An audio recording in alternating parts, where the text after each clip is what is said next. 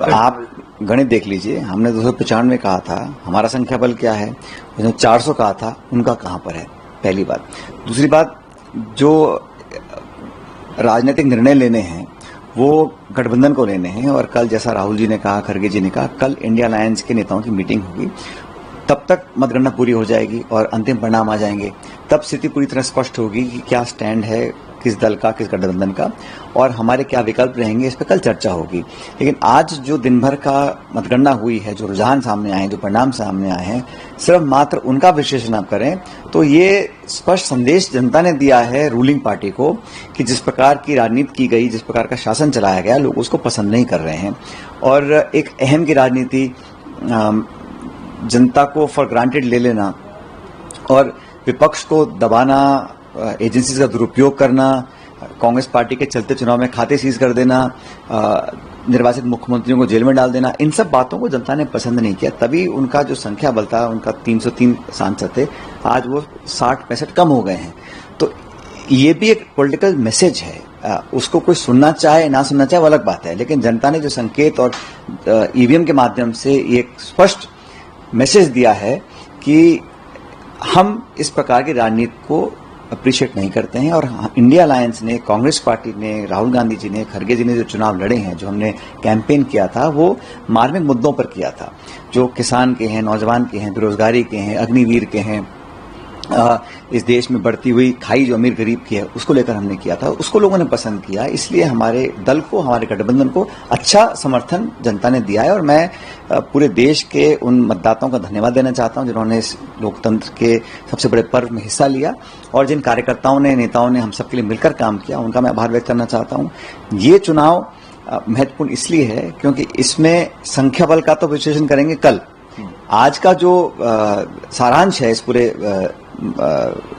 गिनती वाले दिन का, वो ये है कि इस धारणा को, इस रवैये को, इस गवर्नमेंट को, काम करने के तरीके को लोगों ने रिजेक्ट किया है, और इसका आत्मचिंतन भाजपा को करना चाहिए। लेकिन सर, आप लोगों के भी अगर आंकड़े देखें तो कुछ स्टेट्स ऐसी हैं जिन्होंने बहुत ज्यादा कांग्रेस के नंबर्स बढ़ाने में मदद करी, और कुछ स्टेट्स ऐसे हैं जहां बहुत जो है मामला खराब हो गया। तो एग्जाम्पल दे रहा हूं आपको राजस्थान का। राजस्थान में यही कहा जा रहा था कि पिछले 2 चुनाव जो थे 25-0, इस बार जो है गठबंधन की मिला की सीटें कुल 11 सीटों पे आप लोग जो है जीत दर्ज कर रहे हैं। तो क्या वजह रही कि राजस्थान में इस तरीके का जो है रिजल्ट आप लोग लेके आ पाए?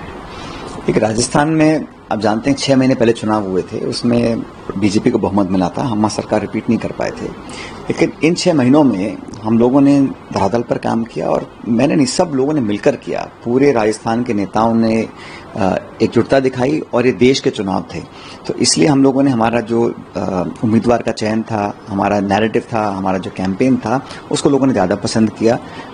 और सामूहिक मेहनत का परिणाम था कि आज हमारा अच्छा रिजल्ट आया है। 11-12 सीट हम जीत रहे हैं, और एक जयपुर ग्रामीण की सीट है जो 700-800-900 वोट से पीछे थे हम लोग, और 20 लाख मतदाताओं में 700-800 वोट के ऊपर भी वहां पे हमने आपत्ति दर्ज कराई है निर्वाचन आयोग में। लेकिन ये जो झुकाव है, जो रुझान है, ये कांग्रेस के पक्ष में रहा। इसका सबसे बड़ा श्रेय मैं कार्यकर्ताओं को देना चाहता हूं कि राजस्थान के कार्यकर्ताओं ने डटे रहे, दबाव में हटे नहीं, और तमाम यात्राओं के बावजूद भी उन्होंने अपने सिद्धांतों से समझौता नहीं किया, और कांग्रेस के उम्मीदवारों को जिताकर उन्होंने दिल्ली भेजा है। सो कुछ एक स्टेट ऐसे भी रहे हैं जहां पर मध्य प्रदेश, छत्तीसगढ़, जहां पर जो है बिल्कुल मामला बहुत कम नंबर्स रहे। मध्य प्रदेश में सूत्रा पूरा साफ है। छत्तीसगढ़, वहां केवल एक ही सीट आप रिटेन अपनी कर पाए, जो है जोस्ता महंत वहां पे जीती है। इनको कैसे आप अपने चीजों? छत्तीसगढ़ में 11 सीटें हैं। पिछले चुनाव में हमारे पास सिर्फ 2 सीट थी, तो इस बार हम उम्मीद करते थे कि उसको हम बढ़ा पाएंगे। आप सही कह रहे हैं कि वहां पे 1 सीट हम जीते हैं, और 1 सीट मेरे ख्याल 1500-1800 वोट से हम लोग पीछे चल रहे हैं।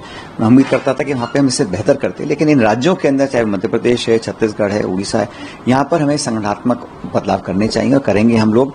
यहाँ पर हम लोगों को जितनी उम्मीद थी उतना हम लोगों को जनादेश नहीं मिला है। लेकिन जो राष्ट्र की जो पिक्चर निकल कर आई है, उसमें हम 53-54 सांसद थे, आज हम 100 तक पहुंच गए हैं, तो लगभग दुगना इजाफा हुआ है हमारी सीटों के अंदर।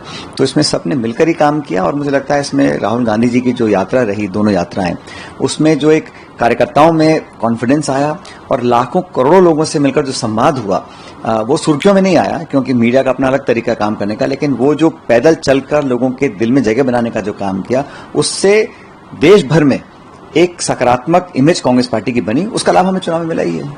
इंडिया अलायंस के जो इतने नंबर बढ़ के आए, यूपी में तो समाजवादी पार्टी और कांग्रेस 7 सीट जीत कर आ रही है।